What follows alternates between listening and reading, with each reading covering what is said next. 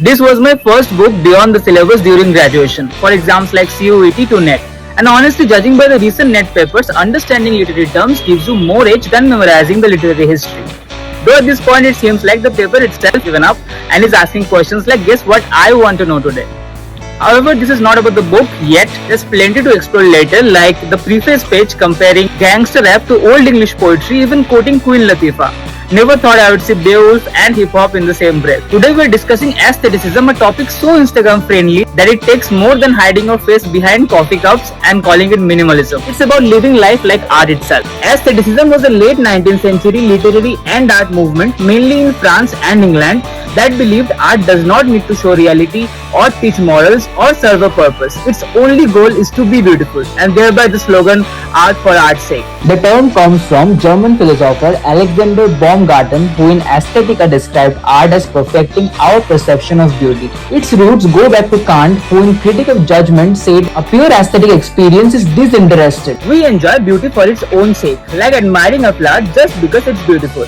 In France, Gaucher Baudelaire, inspired by Poe, saw life itself as art, with artists as priests of beauty, inspiring life for art's sake.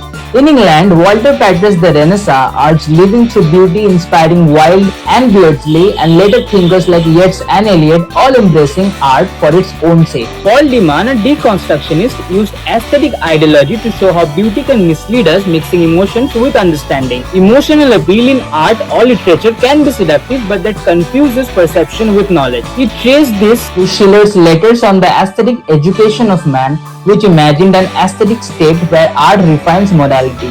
Deman warned this idea could turn dangerous, anticipating Goebbels' plastic state of the art, a Nazi use of art for propaganda. Thereby, aesthetic ideology treats art, culture, and society as naturally harmonious and expects us to link beauty with truth, but literature resists this, revealing how fragile and unstable the truth is.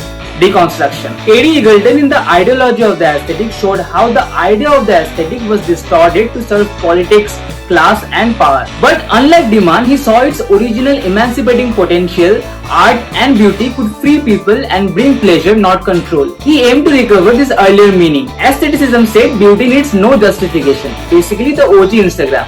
Instead of filters, Oscar Wilde preached living like a painting. So next time someone judges your outfit, just say you're practicing 19th century aestheticism. Or in modern terms, vibes for vibes' sake.